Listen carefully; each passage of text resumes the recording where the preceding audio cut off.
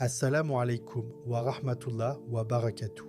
Et si, en ce moment même, alors que tu écoutes ces mots, alors que ton cœur est peut-être fatigué, rempli de doutes ou chargé de regrets, Allah était satisfait de toi sans que tu t'en rendes compte. Et si, malgré tes erreurs que personne ne connaît, malgré ces moments où tu t'es senti faible, perdu ou même éloigné, tu étais déjà sur le bon chemin, reste bien jusqu'à la fin de cette vidéo parce qu'il y a quelque chose de puissant qui t'attend, une surprise qui pourrait changer ta façon de voir ta relation avec Allah. Mais avant ça, si ce genre de rappel touche ton cœur, prends juste une seconde pour t'abonner, écris en commentaire un mot sincère comme Ya Allah guide-moi ou Alhamdulillah et partage cette vidéo à quelqu'un qui en a besoin parce que parfois, un simple rappel peut transformer une vie entière. Beaucoup de gens vivent avec cette pensée silencieuse qui les ronge de l'intérieur.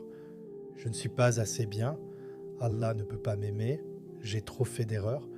Peut-être que toi aussi tu t'es déjà dit ça. Peut-être que tu regardes ton passé et tu ressens du regret. Peut-être même de la honte. Tu te compares à d'autres. Tu vois des personnes qui prient plus que toi, qui semblent plus proches d'Allah, plus constantes, plus parfaites, et tu te dis que toi, tu es loin, trop loin. Mais laisse-moi te dire quelque chose d'essentiel, quelque chose que ton cœur a besoin d'entendre maintenant. Ta perception de toi-même n'est pas la vision qu'Allah a de toi, parce qu'Allah ne regarde pas seulement tes chutes, il regarde combien de fois tu te relèves. Il ne regarde pas seulement tes erreurs, il regarde ton effort pour changer. Il ne regarde pas seulement ce que tu montres aux gens, il regarde ce que tu caches dans ton cœur. Et peut-être que ce que tu considères comme insignifiant, comme ce petit regret après un péché, cette petite envie de faire mieux, ce petit retour vers lui dans le silence, est en réalité immense auprès d'Allah.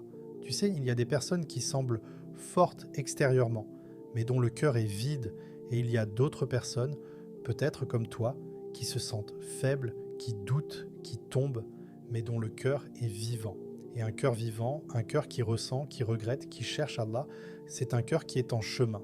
Et être en chemin, c'est déjà une miséricorde. Et si je te disais que parfois, le simple fait que tu écoutes ce genre de rappel, le simple fait que ces mots te touchent, le simple fait que tu ne sois pas indifférent, est déjà un signe que ton cœur n'est pas fermé, un signe qu'Allah veut du bien pour toi.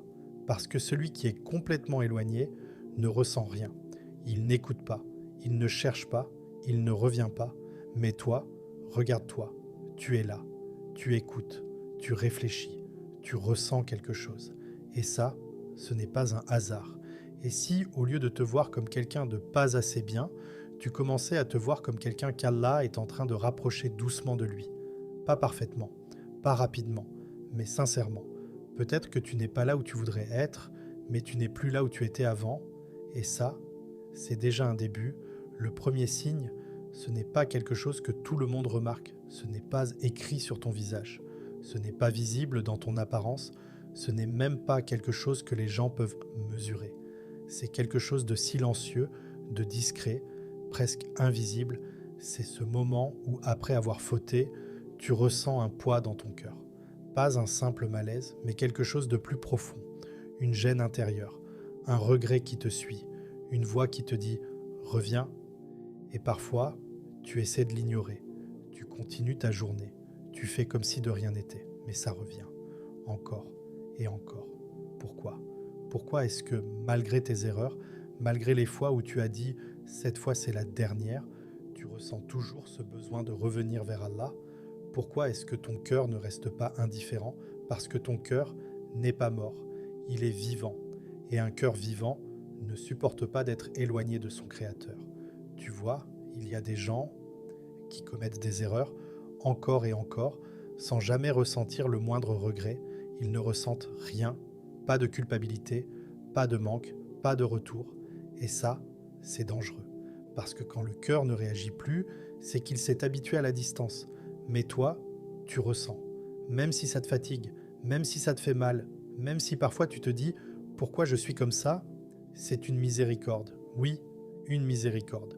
Parce que ce regret que tu ressens, ce n'est pas une faiblesse, c'est une preuve qu'Allah veut encore de toi, une preuve qu'il t'appelle encore, une preuve que le lien n'est pas coupé.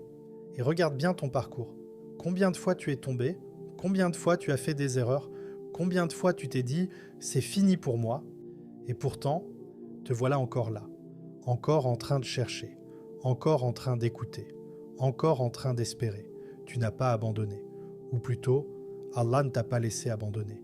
Parce que si Allah t'avait laissé, tu n'aurais même pas ce désir de revenir.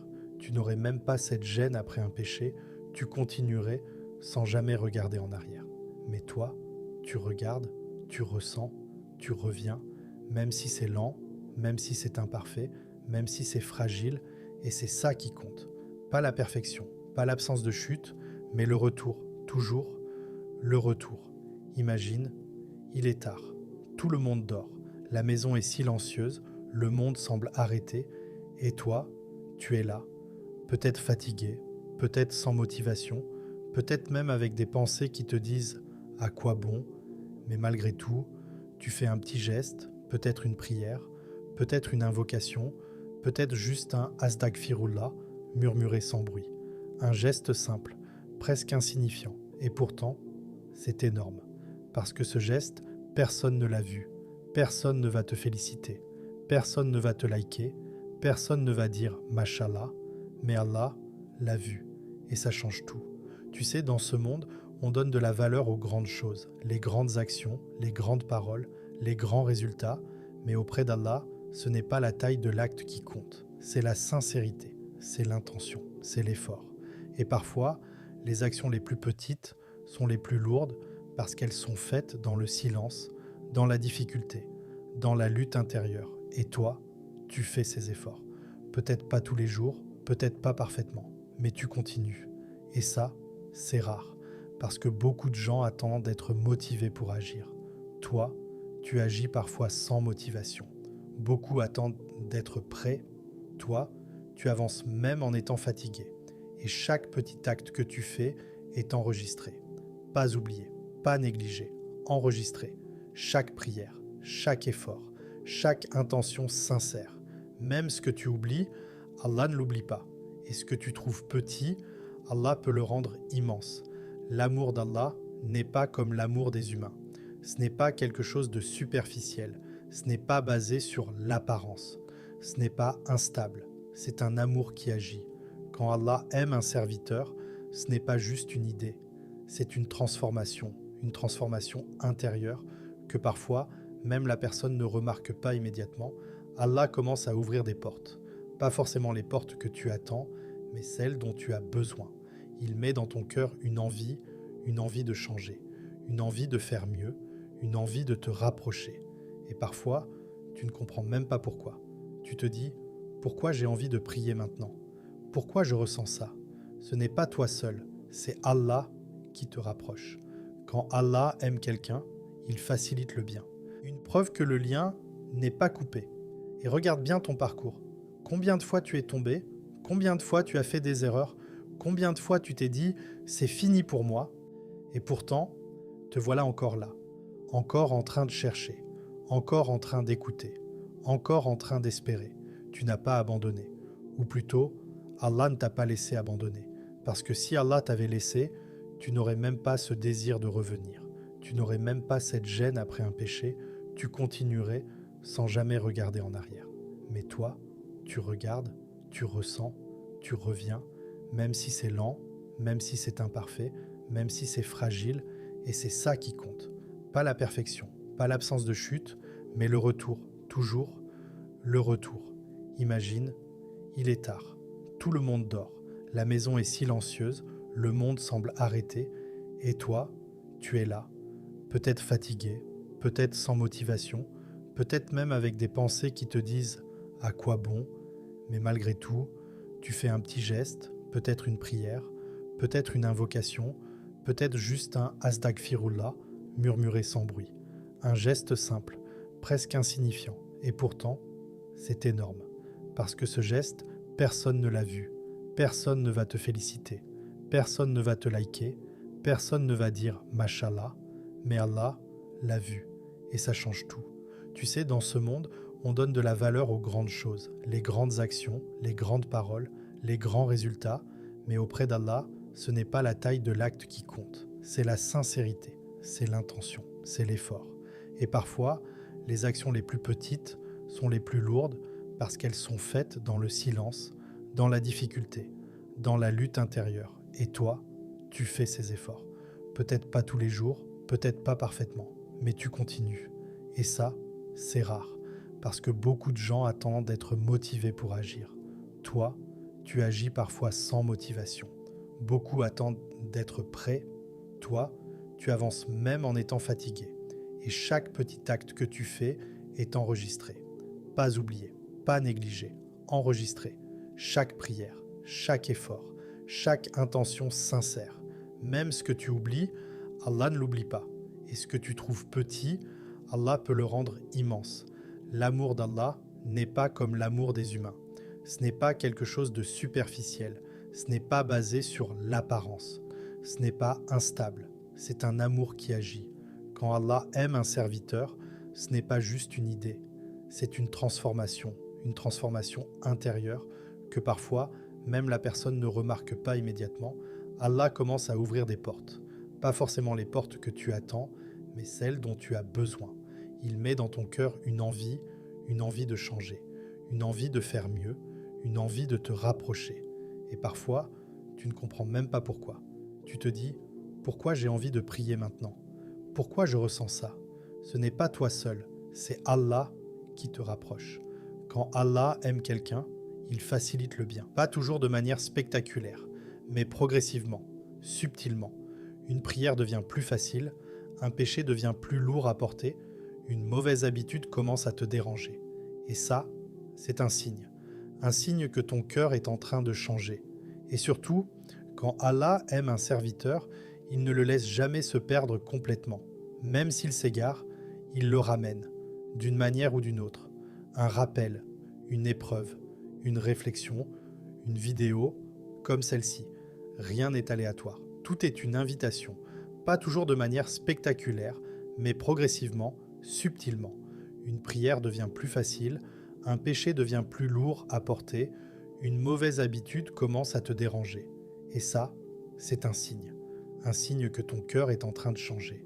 Et surtout, quand Allah aime un serviteur, il ne le laisse jamais se perdre complètement. Même s'il s'égare, il le ramène, d'une manière ou d'une autre. Un rappel, une épreuve, une réflexion, une vidéo, comme celle-ci. Rien n'est aléatoire. Tout est une invitation. Arrête un instant, vraiment. Arrête-toi et regarde ta situation. Pas celle des autres, pas ce que tu montres, mais toi, intérieurement, tu crois encore en Allah, malgré tout, même avec tes doutes, même avec tes questions, même avec tes moments de faiblesse. Tu crois encore. Tu ressens encore du regret quand tu fais une erreur, même si tu retombes, même si tu luttes, tu ressens encore ce poids. Tu ressens encore. Tu essaies encore de faire le bien, même un peu, même rarement, même imparfaitement, tu essaies encore. Alors regarde bien. Tout ça, ce ne sont pas des choses normales pour tout le monde. Il y a des gens qui ont tout sauf ça. Pas de foi, pas de regret, pas d'effort. Mais toi, tu as encore ces choses. Et ça, c'est un cadeau immense. Un cadeau que beaucoup ne réalisent même pas.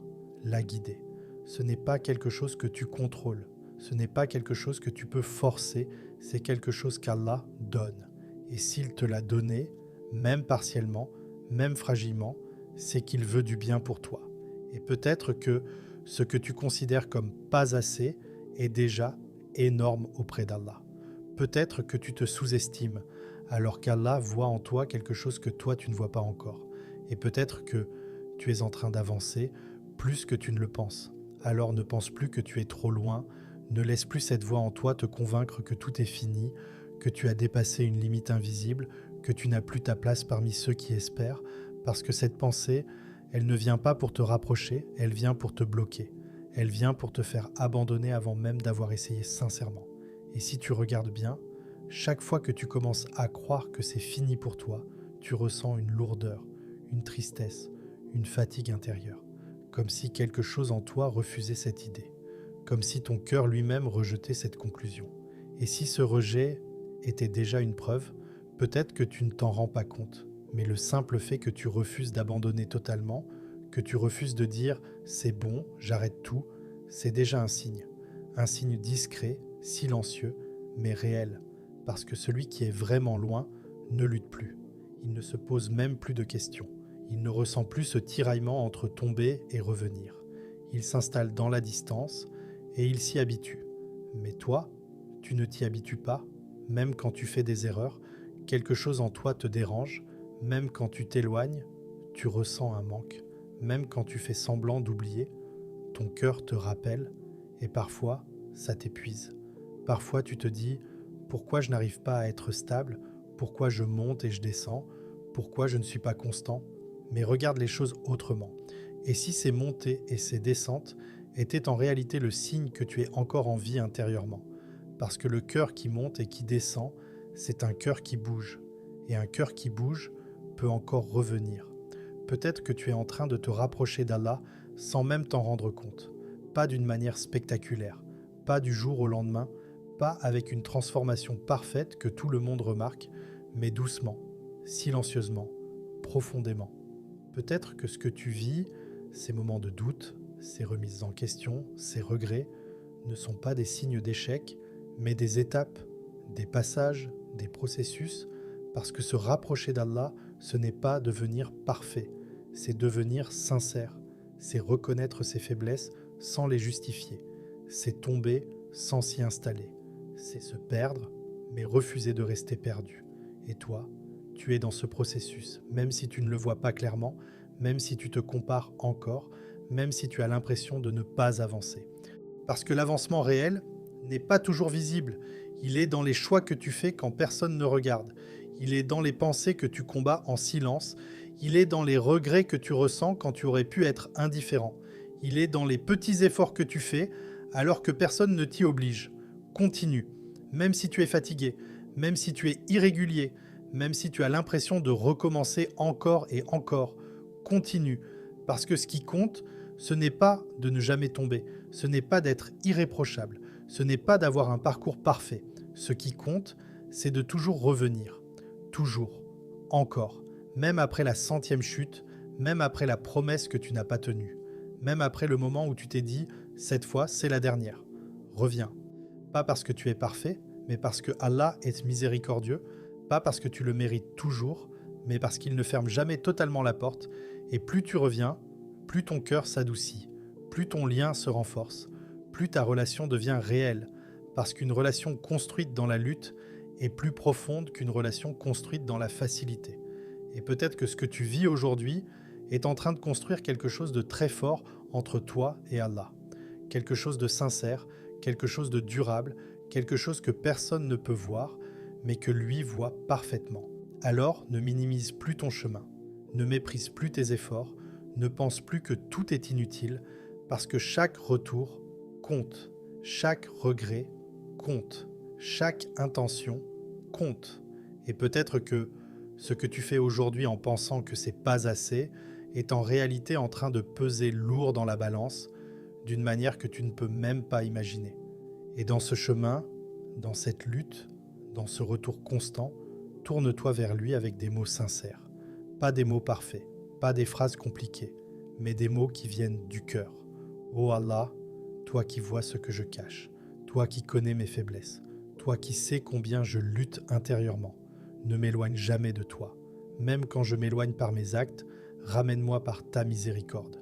Aime-moi malgré mes fautes. Pas parce que je suis parfait, mais parce que j'essaie, même faiblement. Guide-moi malgré mes égarements.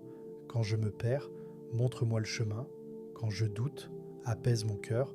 Quand je tombe, donne-moi la force de me relever et fais de moi un serviteur que tu aimes, pas aux yeux des gens, mais auprès de toi, un serviteur sincère, même dans ses imperfections. Et fais de moi un serviteur dont tu es satisfait.